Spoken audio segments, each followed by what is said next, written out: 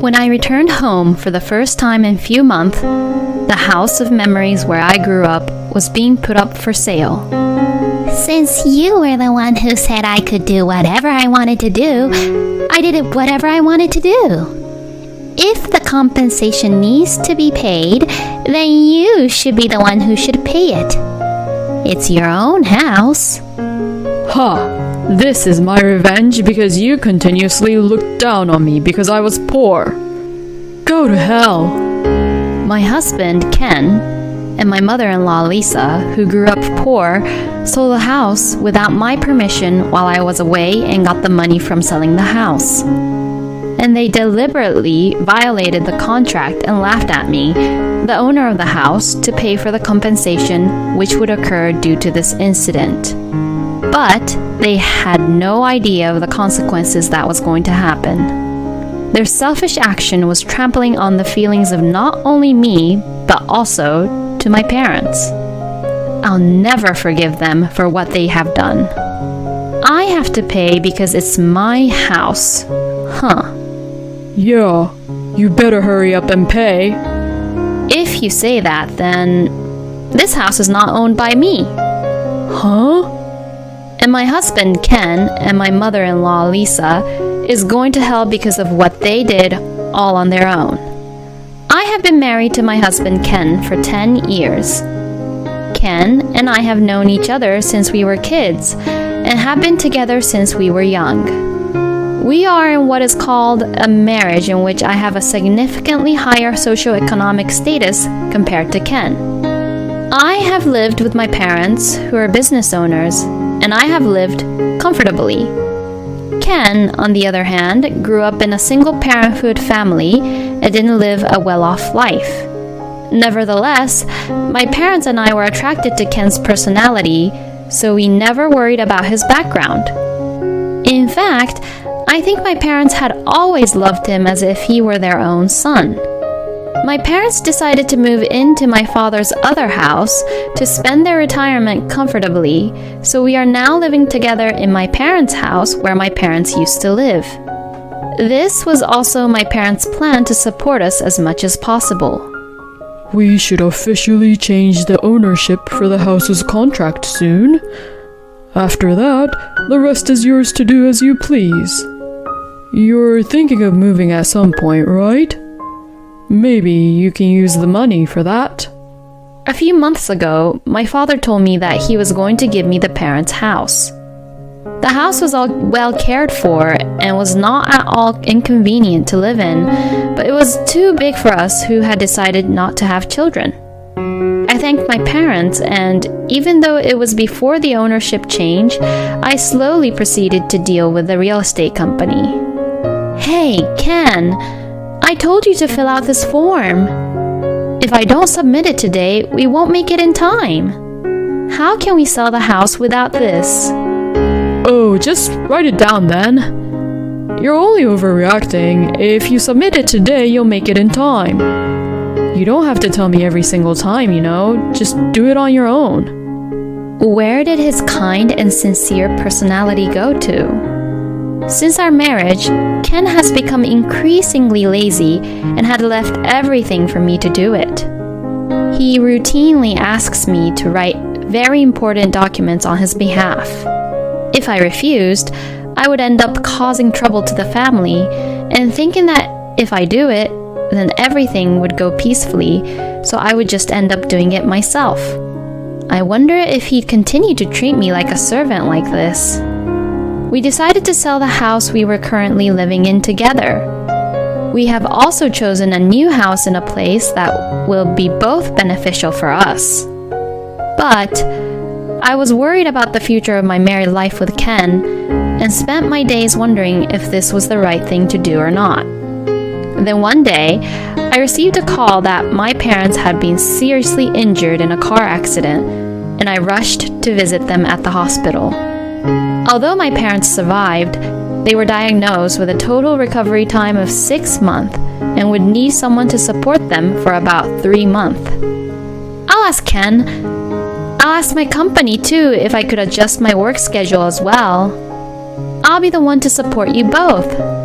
I asked my husband if I could go home to my parents for an extended period of time while I supported them. To that, he said, It's okay, it's your thing. and he had easily agreed. But to be honest, his tone was more like he couldn't care less than being worried about my parents. Anyways, I could go support my parents now.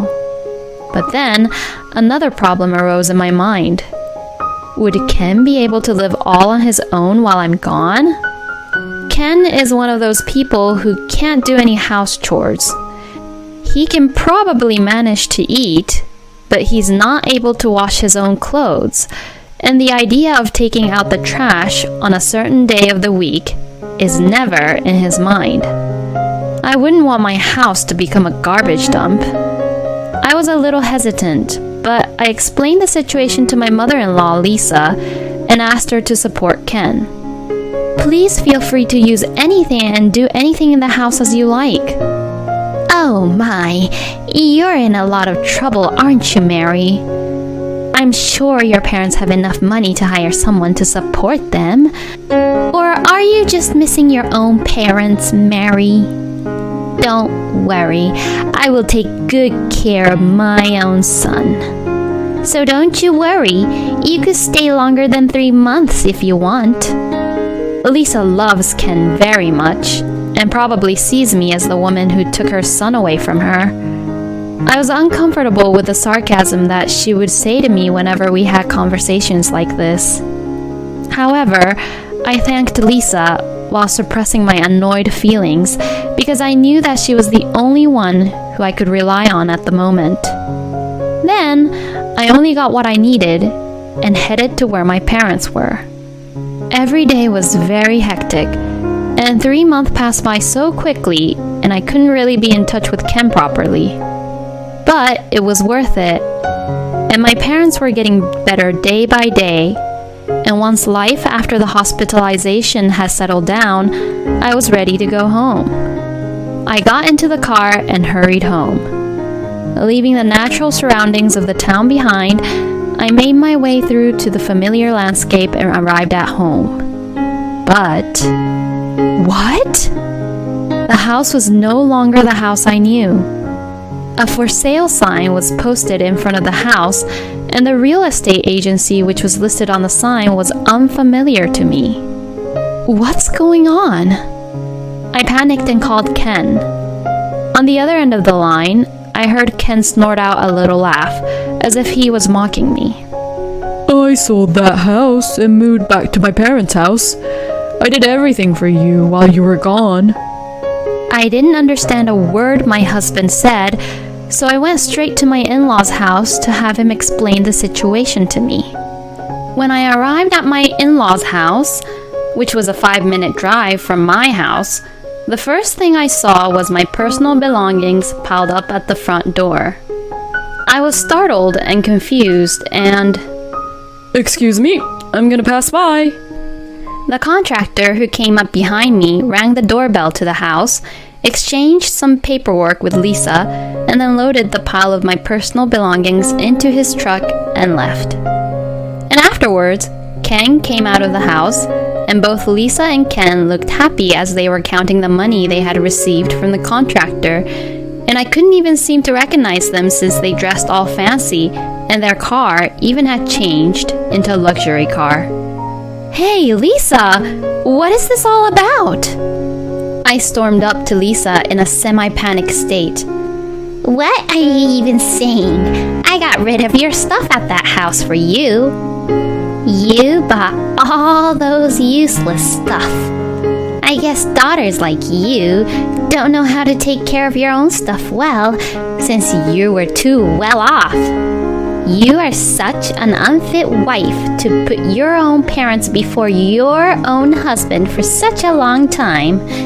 I feel so sorry for my Ken having such a scumbag wife.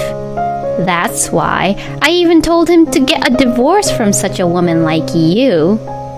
Then, Ken told me that the house was now in your name, so I decided to take it in exchange for alimony.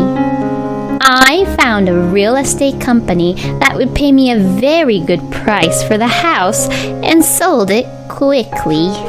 Since you were the one who said I could do whatever I wanted to do, I did whatever I wanted to do."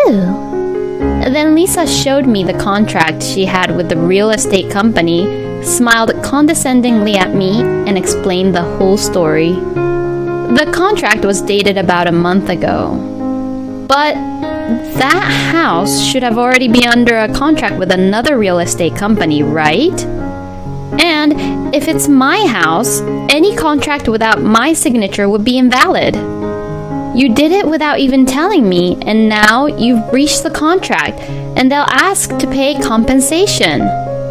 In panic, I said this to Lisa about the consequences, but I already heard that from my Ken. But it was you who signed the contract to another real estate agency without even asking my son, right? That's none of my business. So all I did was what you did, doing everything on my own. I couldn't care less about who signed the contract and whatnot. It's what you do regularly, right?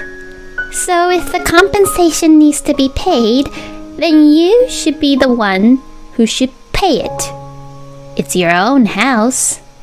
She shrugged it off as she said that. It seems that she believes Ken's story, which was told only from a victimized perspective. I felt that there was nothing I could say to Lisa, so I looked at Ken's face as if to ask for help. But I was astonished to see that my husband was also looking at me with a sarcastic smile on his face, just like Lisa. Finally, this day had come. This is revenge, you know. You've really been making fun of me for being poor all my life, huh? I'm the only one in the family with a different standard of living and values. You and your parents must have found that amusing. I have always felt miserable when I was with you. If being poor is so funny to you, then I'll teach you about what money can do. I don't accept that you're the only one who has a nice, good life. Go to hell. Ken vented his resentment towards me and slapped me with the divorce papers, which were all signed except for my signature stamp. I could have had Mom do everything and turned it in, but then it wouldn't have been a good revenge anyways. What an amazing dramatic turn of events. This is quite a scene where the young lady who made fun of the poor gets slapped down. There's no daddy or mommy here to help you out. Now, what are you going to do about it? Ken and Lisa seemed so satisfied with what they had done and looked really excited. But I was just so fed up with them that all my anger went away, because both of them are making a fatal mistake. Look, I'm sorry to interrupt your very excited moment, but this house is not mine. You guys are the ones who are going to hell. Huh? Huh? I've decided to reveal everything. There was no reason to cover for them anymore. I took out a document from my bag and showed it to them. This is the official registry of that house. As we talked on the phone the other day, the ownership name has been changed to Ken's name. As you know, with my parents' accident, the process has been delaying. But it changed just a week ago when you both agreed to sell the house. Huh? I didn't hear anything about this. Of course you didn't. I called you to check it if I should mail it to you, but you didn't even listen to me at all and just told me to take care of it. You probably don't even remember this, but I double confirmed it with you if it was alright or not. Ken stared at the registry document and looked at me in disbelief. How could it be Ken's? Normally, if I was the parent, I would have given it to my daughter, you know. Lisa was also in shock and rushed to confront me. Well, this is what my parents wanted. My parents had always loved Ken like their own real son. They also respected you, Lisa, as a respectable person. When they decided to give us the house, my parents believed that Ken would always take good care of me and that it would be a way for them to show their appreciation to you, Lisa, who had worked so hard to raise such a fine husband. And yet, you not only betrayed me, but you also trampled on my parents' genuine feelings. Ken and Lisa turned pale as they learned of my parents' true feelings. Their hands, which were clamped over their mouths, were trembling. As I said before, this is going to be a big problem involving both real estate agencies. You should expect that they would definitely claim for a good amount of compensation. I will contact the real estate agency with whom I first signed the contract. So could you both just contact the real estate agency with whom you signed the contract on your own? I mean, I still can't believe that the real estate agency actually accepted your sloppy explanations and signed the contract.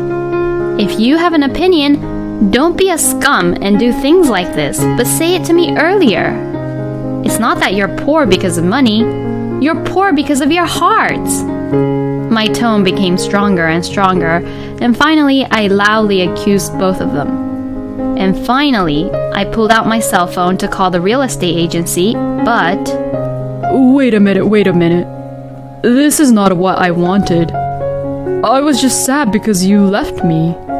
Anyway, let's work it out together as a married couple. Oh, I know. I could just buy the house that's on the market now and then call the old real estate agency about it, and we could just pretend that this never happened. You're rich, so can't you do that? Please. This whole thing started because of my mother. Ken, who had been with Lisa this whole time, changed sides and rubbed up against me in a panicking manner. He was probably trying his best to get me in a better mood, but he didn't seem to realize how selfish he sounded. Hey, Ken! Are you betraying me now? I made all the arrangements for you! I can't believe that you'd abandon your own mother and putting your wife first. What a heartless son! Oh? From what you said previously, it's scum to put parents first, right, Lisa? Then you're lucky that Ken is not a scum, aren't you? You should be saying that he's a fine son. Lisa seemed indignant at her own son's betrayal, but her own comment that she made previously bit her back, and she was unable to say anything anymore. That's right. You're the most important person to me right now, Mary. I'm going to change my attitude once again and do my very best. So... Don't get me wrong. No one said anything about forgiving you. Seeing that I had gotten Lisa to quiet down, Ken happily took my hand, but I briskly brushed his hand away and glared at him coldly. I was already fed up with your laziness to begin with. Besides, when things like this go wrong, you tend to blame other people, huh? And you leave people to take care of your own problems, huh? How can I even trust you to change your attitude? Let me say it clearly. I'm not your secretary or your servant. If you are an adult, you should at least take responsibility for your own actions. You will pay for this for the rest of your life. You and Lisa, both of you. With that, I snatched the divorce papers from Ken's hand, stamped my signature on the spot, and left the two of them, who were both in a shock. After that, despite some troubles, the divorce from my ex-husband was successfully finalized. Ken and Lisa sued my family, claiming that they had just been cheated by my parents and that our family was responsible for compensation, but of course, they lost. As expected, they are now being held liable for compensation by both the real estate agencies, and I am told that they would have to pay a significant amount of money because of their malicious actions. On top of that, they seem to blame each other for each other's fault. And from this, it looks like that they will be at rock bottom for a long time. As for me, The company had arranged for me to continue working remotely so that I could support my parents. So, I'm going back to my parents' place and continuing to support them while I work. Honey, your bath is ready. Thank you. I'll wash the dishes, so you get in the bath first today. You must be tired after your rehab session. Well, then you should get in, Mary. I'll get in later. I also want to clean the bathtub after anyways, so you should get in and relax in the bath, Mom. My parents are still undergoing rehab from the accident, but they are still supporting each other and spending time together happily. I began to live with my parents for the first time in a long time, and seeing the two of them forever getting along with each other, I think to myself about this. After seeing my parents, I realized what was missing in my marriage with Ken. I think that it was respect and consideration for each other. There are things that I could have done to be more considerate, but thinking back, I don't believe that Ken and Lisa had any such feelings for me.